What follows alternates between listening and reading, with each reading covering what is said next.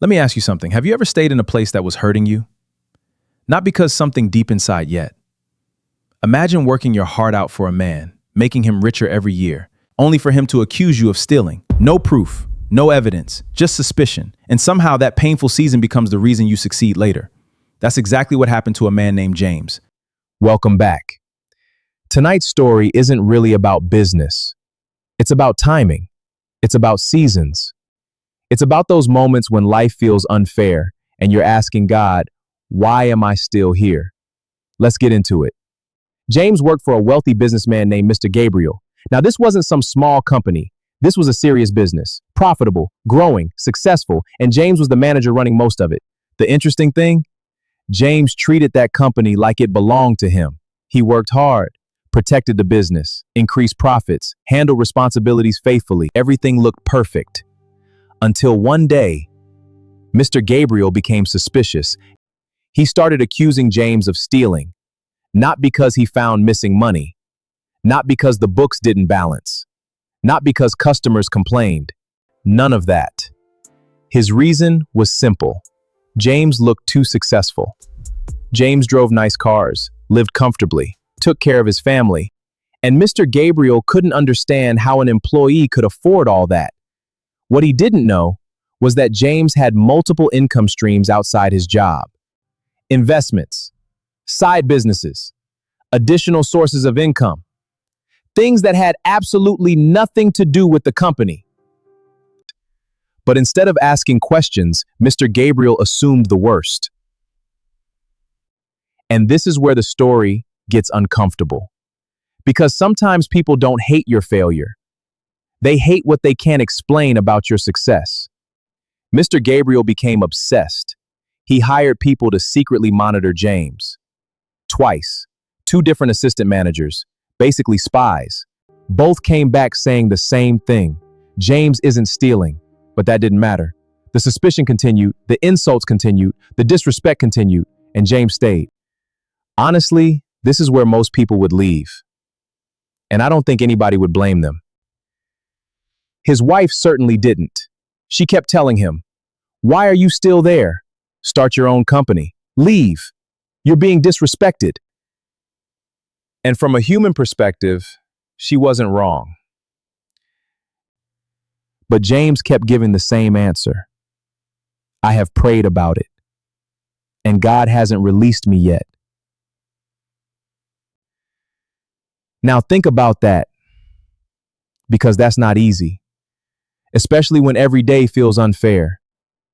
Especially when everyone around you is telling you to move. Especially when the next opportunity looks obvious. Yet James stayed. Then the day finally came. Mr. Gabriel called him in, handed him a termination letter.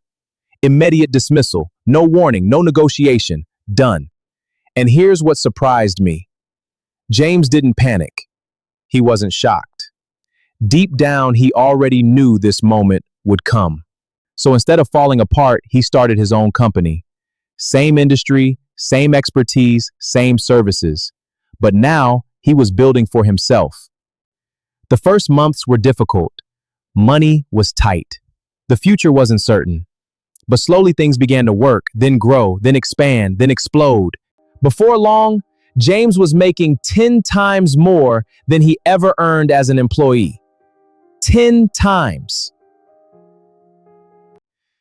And guess what happened next? Mr. Gabriel called him, offering a higher salary, trying to bring him back. But the season had changed. James said no. Now this is the part that hit me. Years later, James asked God some questions. Questions many of us have asked. Why didn't you let me start earlier? Why did I spend all those years suffering? Why wait until now? And according to the story, God answered. The years with Mr. Gabriel were your training years. Your training years. Not punishment, training. Not delay, training. Not rejection, training. Those years taught him how to run a company, how to solve problems, how to manage people, how to survive mistakes. And the beautiful part, he made those mistakes using somebody else's resources, not his own. So let me ask you something. What if the place you're trying to escape right now is actually preparing you? What if the season you're calling a delay is the season teaching you what you will need later? What if you're learning lessons today that would save you millions tomorrow? Think about that. Take a moment and reflect. Have there been seasons in your life that made no sense at the time but later became valuable? Have you ever looked back and realized, if that didn't happen, I wouldn't be who I am today? And maybe an even harder question, are you fighting against a season that's trying to teach you something? Because time isn't just passing, time is shaping, time is preparing, time is exposing, time is revealing, and sometimes time is training. The truth is, most people want the result. Very few people want the process. We want success immediately. We want answers immediately. We want promotion immediately. We want the breakthrough immediately. But time has a way of preparing people for what they're praying for. Maybe that's why two people can receive the same opportunity and only one is ready for it. So tonight, don't just ask yourself where you want to go. Ask yourself this: what is this season trying to teach me before I get there?